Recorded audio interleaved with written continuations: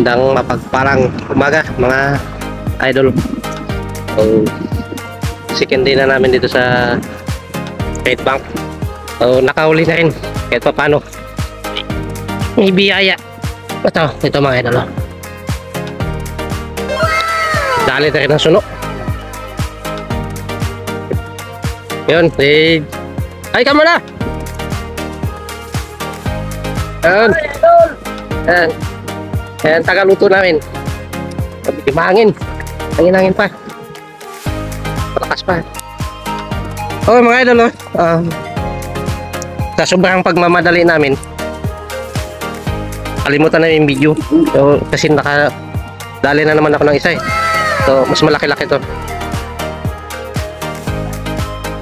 So, taga-video ko kasi sobrang tuwa namin. Kala niya naka-video, pala nakaputos, kaya hindi namin na-videoan na paano namin inangat. Ganito kalalaki yung red grouper dito sa West Philippine Sea. Wala dito sa Red Bank, mga idol. So, simulang huminto ako nagbo-vlog last year pa. Hininto ko kasi kala ko wala nang kasi daming nag-request mga kasama ko na ituloy-tuloy ko daw. Ito, balik uli. Bali medyo magulo lang yung bangka namin kasi daming nakasampay. Kalma-kalmahin lang namin tapos aangat na kami ng umanap ng ibang pwesto. Standby lang kayo mga idol.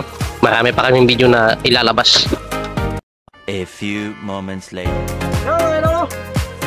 Malaking suno na nahuli ko ngayong hapon.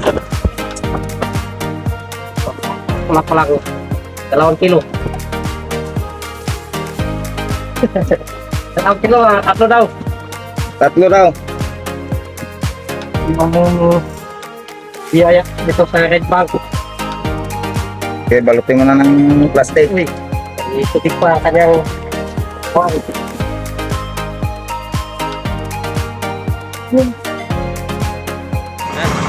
suno mga idol.